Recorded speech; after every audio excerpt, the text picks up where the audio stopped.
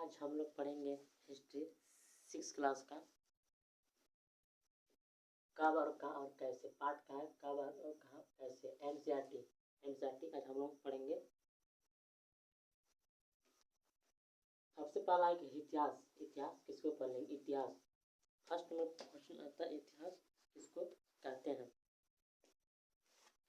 इतिहास इतिहास का अर्थ होता है कि ई प्लस हा प्लस हास। इतिहास इतिहास जो 3 शब्दों के मिल से बना है।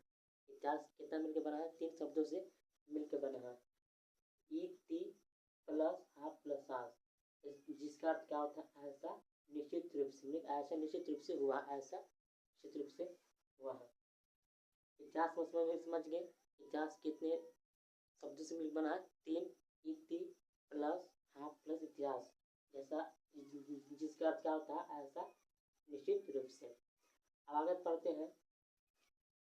अतीत की कहानी है इतिहास। अतीत की कहानी है इतिहास मतलब कैसे, क्या समझते हैं? इतिहास क्या मतलब इतिहास मतलब क्या? इतिहास की जब परिभाषा हम लोग कहेंगे, बात करेंगे इतिहास परिभाषा। बीते दिनों के मानव की कहानी, मतलब बीते दिनों मतलब बीते दिनों के मानव कहानी क्या बोलेंगे? इतिहास बोलेंगे। क्योंकि इतिहास के समझने के लिए, इतिहास समझने के लिए वर्तमान में बहुत जरूरत है। मतलब इतिहास के समझने के लिए महत्वपूर्ण जरूरी है। इतिहास को समझने के लिए वर्तमान को समझने के लिए इतिहास का महत्वपूर्ण योगदान है। इतिहास के ज्यादा जानकार रखने का बोलेंगे इतिहास का। इतिहास को ज्यादा जानकार रखने वाला क्या कहेंगे? इतिहासकार कहते हैं। और समझ गए अतीत की कहानी क्या बोलेंगे। और लोग कहाँ रहते थे? कैसे रहते थे?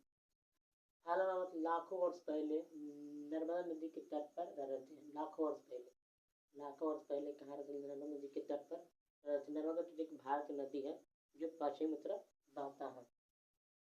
बहती है। अब उत्तर पश्चिम सुलेमान और कीचड़ पहाड़ियाँ। उत्तर पश्चिम मतलब हिमालय पर्वत जो भारत के उत्तर में पड़ता है। हिमालय उत्तर में पड़ता है। सुलेमान और कीचड़ पहाड़ी, सुलेमान एक कीचड़ पहाड़ियाँ एक उत्तर में पड़ता है। वहाँ उस जगह पर जो है लगभग 8000 वर्ष पूर्व, कब 8000 वर्ष पूर्व, लगभग 8000 वर्ष पूर्व, 8 वर्ष पूर्व गेहूँ और जौ को उपाजना प्रारंभ मैंने कि उपाजना शुरू हुआ, स्टार्ट हुआ। इससे कहाँ से? उत्तर और सुलेमान की तरफ पहाड़ियों से लगभग 8000 वर्ष पूर्व गेहूँ और जौ। और तो पशु को पालतू बनाना शुरू किया। कहाँ से? सुलेमान की तरफ पहाड़ियों से और पशु के पालतू बनाना शुरू किया। अब एक एरिया आता है उत्तर पूर्व गारो और मध्य में भारत के विंध्य पहाड़ियाँ। उत्तर पूर्व मतलब भारत के उत्तर पूर्व में गारो और मध्य भारत के विंध्य पहाड़ियाँ।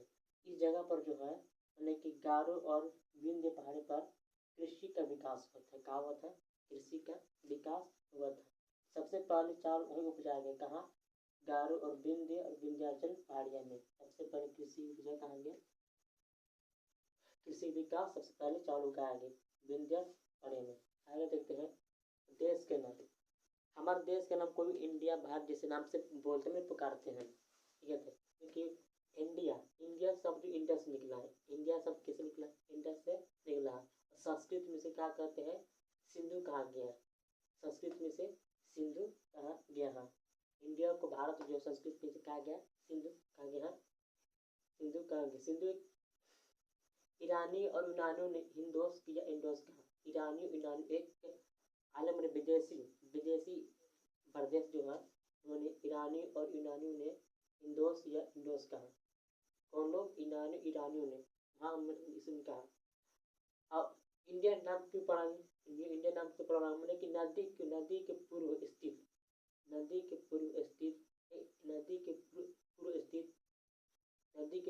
नदी कौन? सिंधु नदी की उत्तर भारत में जो बहता है उसी के नाम पर इंडिया पड़ा था। सिंधु जो भारत में बहता है उसी के नाम पर इंडिया पड़ा।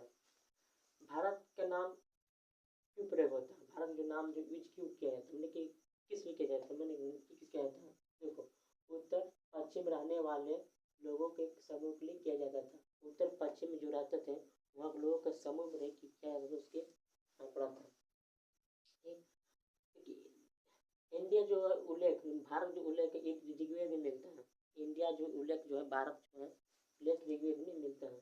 अरबों ने अल हिंद पुकारा, अरबों ने क्या पुकारा? भारत को अल हिंद, और तुर्कों ने इसे क्या पुकारा? हिंदुस्तान पुकारा, भारत को पुकारा।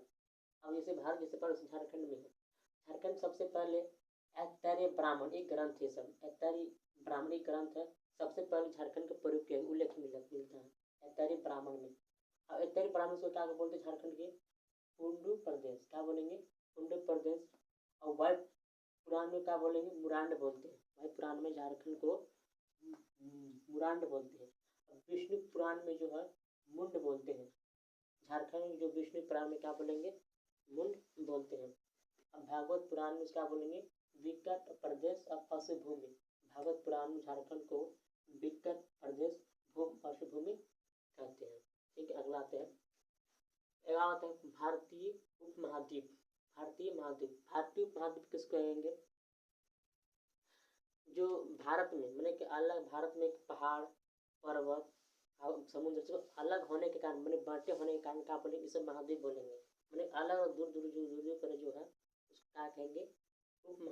भारतीय उपमहाद्वीप कहेंगे। मैंने कि भारतीय की जहाँ कोई नदी समुद्र उधर है, पहाड़ उधर है, पहाड़ उधर है, उधर मैंने कि सब अलग अलग समुद्र पहाड़ों को जो बांटे होने के कारण क्या बोलेंगे? तो भारतीय महाद्वीप है। समुद्रों, पहाड़ियों, पर्वतों के बांटे होने के कारण क्या कहेंगे? भारतीय उपमहाद्वीप। क्या बोलेंगे? भारतीय उपमहाद्वीप जो दक्षिण एशिया में स्थित है, ऐसे दक्षिण एशिया में स्थित है। क्षेत्रफल दृष्टि से जो भारतीय उपमहाद्वीप 7 नंबर पर आता है एरिया में, क्षेत्रफल में। और जनसंख्या की दृष्टि से मैंने कि पॉपुलेशन जनसंख्या मतलब जनसंख्या दृष्टि से 2 नंबर पर आता है। जब दक्षिण भारत के एक पड़ोसी देश है, भारत, पाकिस्तान, बांग्लादेश, नेपाल, भूटान, श्रीलंका, चीन, अफगानिस्तान, ईरान, म्यांमार, सब क्या है? भारतीय उपमहाद्वीप के एक पड़ोसी देश है, इस बारे में है। यह वीडियो समाप्त करते हैं। जय हिंद।